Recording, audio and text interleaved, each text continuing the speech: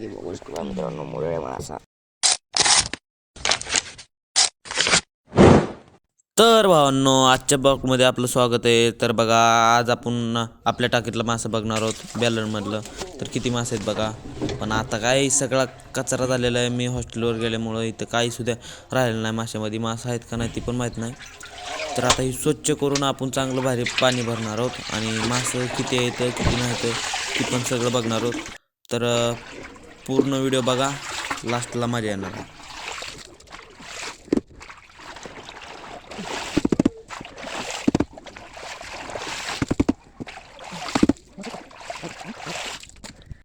तर भावांनो, पाणी चांगलंच खाली गेलेलं आहे आणि मासे पण दिसायला लागले.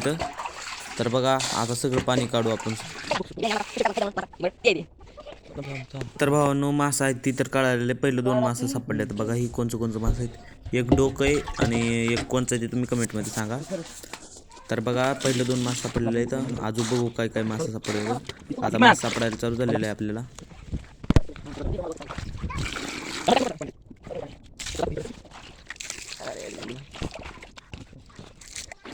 तर भावांनो, बघा किती मोठं मासा धरलेला आहेत आपण. तर तुला मट येतं बघू लास्टला. मस्त. तर आता सर सापडायला लागले. तर बघू पुढं.